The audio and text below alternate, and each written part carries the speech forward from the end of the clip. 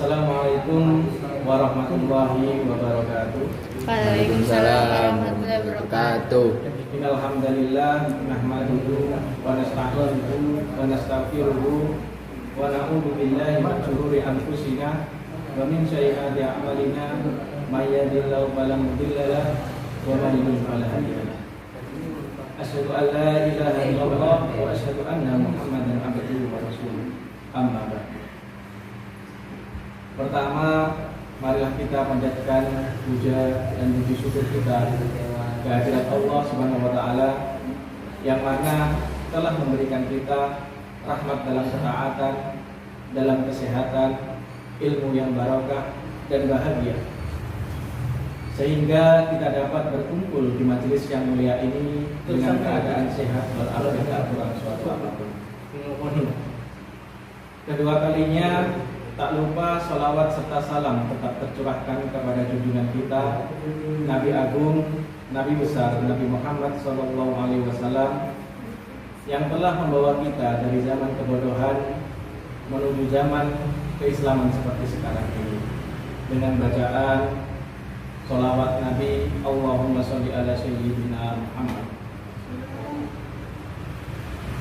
Hadirin hadirat rahimakumullah.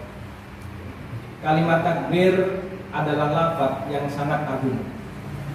Islam telah mengajarkan takbir kepada kita semua agar senantiasa mengagungkan asma Allah Subhanahu wa taala.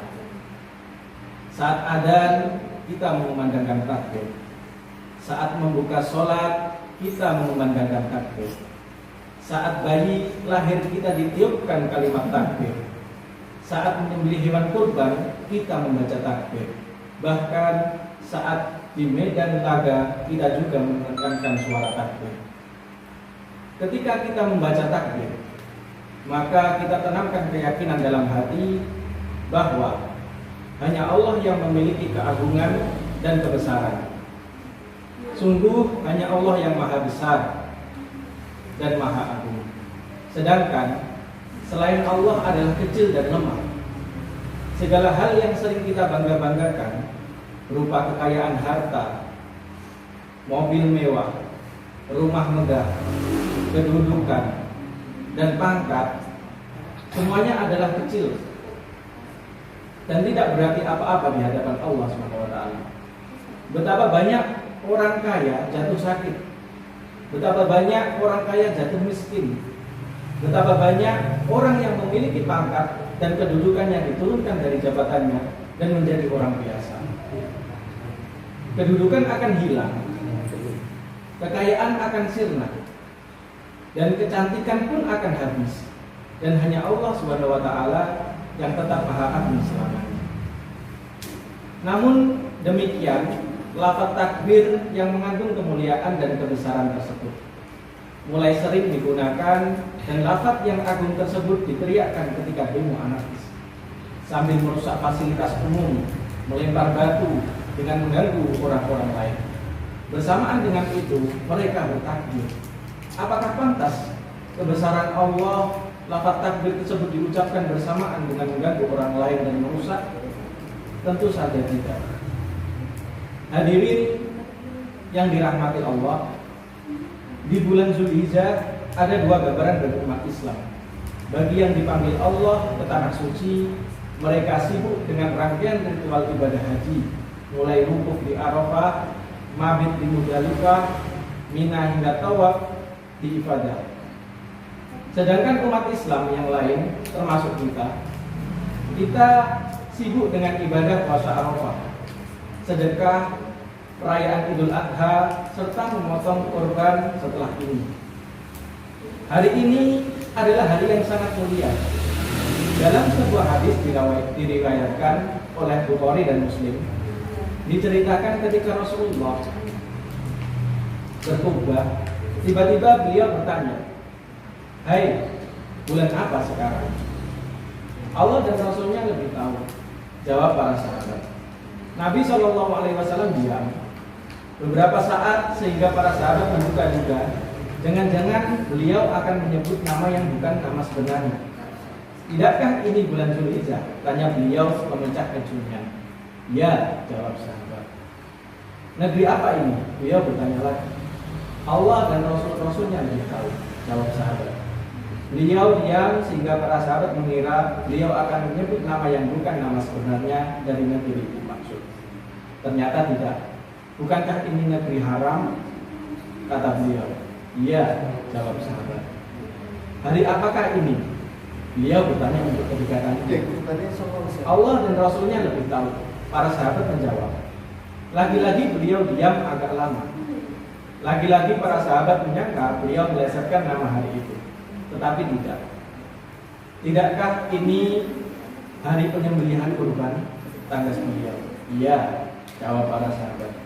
Beliau bersabda, sungguh darah, harta, dan kehormatan kalian adalah barang terlarang bagi kalian sebagaimana terlarangnya hari kalian ini, di negeri kalian ini, dan di bulan kalian ini.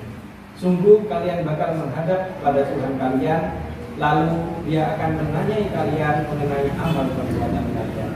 Hadis riwayat Al-Bukhari dan Muslim. Hadirin yang berbahagia, Idul Adha benar-benar hari yang besar. Ini bukan hari yang biasa seperti hari-hari lainnya.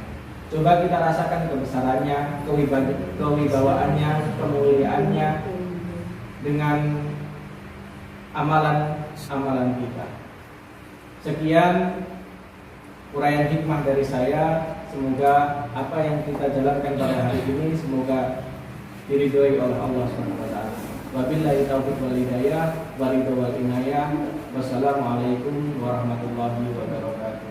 Waalaikumsalam warahmatullahi wabarakatuh. Assalamualaikum warahmatullahi wabarakatuh. Saya di sini akan membacakan soal dan jawaban dari UAS Teknik Kitobah. Yang pertama yaitu, apa sajakah syarat-syarat yang harus dipenuhi untuk menjadi seorang khotib? Yang pertama, khotib harus seorang laki-laki, baligh, berpengetahuan luas, suci dari hadas kecil dan besar, berdiri saat menyampaikan khutbah, menutup aurat.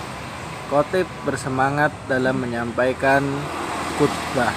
Lalu khotib dapat membedakan antara rukun dan syarat khutbah. Soal yang kedua yaitu, apa yang dimaksud dengan khutbah yaumul zina, yaumul nahar, dan yaumul arafah? Khutbah yaumul zina yaitu khutbah perayaan bagi mereka untuk melakukan penampilan terbaiknya dan berhias diri pada setiap hari Asyura, tepatnya hari Sabtu. Khutbah yaumun nahar, khutbah sebagai permulaan syariat dalam penyembelihan hewan kurban, tepatnya pada tanggal 10 Dzulhijjah. Lalu yang terakhir adalah khutbah yaumul arafah, khutbah yang dilakukan saat hajatul wada pada tanggal 9 Dzulhijjah. Soal nomor 3, apa manfaat pengaturan waktu berhenti sebentar dalam kecepatan berbicara? Yang pertama yaitu membantu pembicara untuk menarik napas panjang. Lalu yang kedua, memberikan kesempatan kepada pembicara untuk mempersiapkan kalimat selanjutnya. Lalu yang ketiga yaitu memberikan kesempatan pendengar untuk merenungkan pembicaraan sebelumnya. Dan yang terakhir yaitu membantu ingatan pembicara tentang pokok-pokok penting dari pidato yang akan dikemukakan berikutnya. Soal nomor 4 yaitu, bagaimana cara pengucapan yang benar saat berpidato? Yang pertama yaitu, jangan menelan suku kata. Setiap suku kata harus diucapkan dengan jelas. Yang kedua, ucapkan kata secara terpisah-pisah dengan memberi jarak atau waktu pada setiap katanya.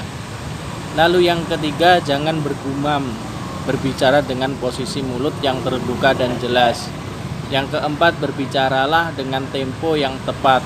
Pisahkan kata demi kata dan ucapkan dengan tegas, sehingga bisa diikuti dengan jelas oleh pendengar. Lalu yang terakhir, ucapkan setiap abjad dengan benar, dengan intonasi yang tepat. Soal yang nomor 5, apa kriteria pidato yang tepat, jelas dan menarik yang dapat dibilang efektif? Yang pertama yaitu kata-kata harus jelas, bahasa pidato haruslah jelas karena tidak menimbulkan makna ganda.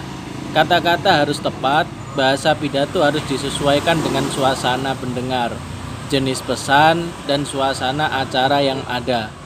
Kata-kata harus menarik juga. Lalu bahasa pidato tidak cukup hanya jelas dan tepat, tapi harus juga menarik dan dapat membangkitkan kesan yang mendalam bagi seorang mad'u.